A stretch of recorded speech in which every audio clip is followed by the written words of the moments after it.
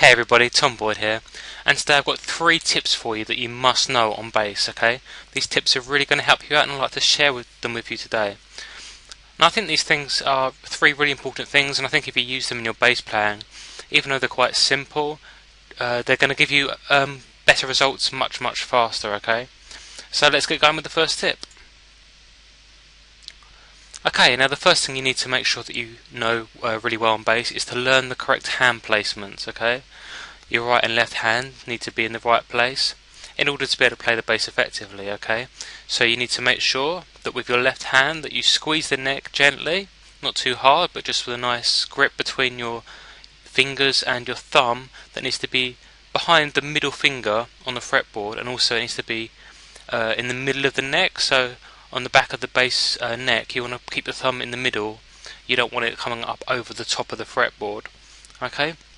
And with your right hand you want to make sure that you're keeping your wrist as straight as possible and that you're walking your fingers alternately, okay? This is going to give you the best results and is definitely something worth practicing.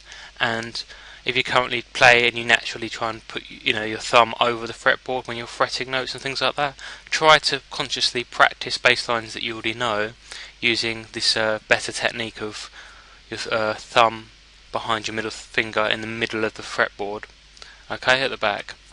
So I hope that tip really helps you out. The next tip is to learn the notes on the fretboard. Again, this is really simple basics that you must know, but it's amazing how many bass players simply do not know where the notes are on the fretboard. And you really need to know where they are in relation to each other as well, not just independently.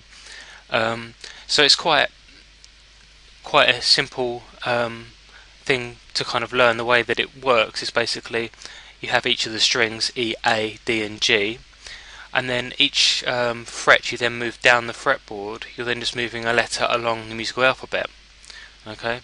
But there are also other relations between the notes. For example, if you take any note on the fretboard and you move up the fretboard 2 frets and then down 2 strings. So for example, if you look here on the G on the E string, it's the 3rd fret along.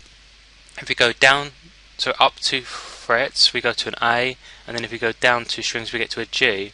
So you see we're going G to G. So that relationship of 2 along, 2 down gives you an octave, which is the same note in a different place. So by knowing one G, you know the other. And this repeats for any notes. If you take the A on the E string, you go along 2 and down 2, and you also get the other A. So there's different relationships that you can learn, and there's a lot more in depth and different knowledge that you need to be able to totally master the fretboard, but that's just a basic overview. But it's a good idea to start getting an idea of where the notes are on your fretboard, and it's one of the tips that I think you must know. You must know the notes on the fretboard, along with the technique that we already looked at. And finally, nice quick video for you today. 3rd tip is tempo. You must be able to play in time. It's another really important skill as a bass player, to be able to play along with the drums. So get yourself a drum machine or a metronome. If you search online on Google or something for a free metronome, then you can probably find one really easily.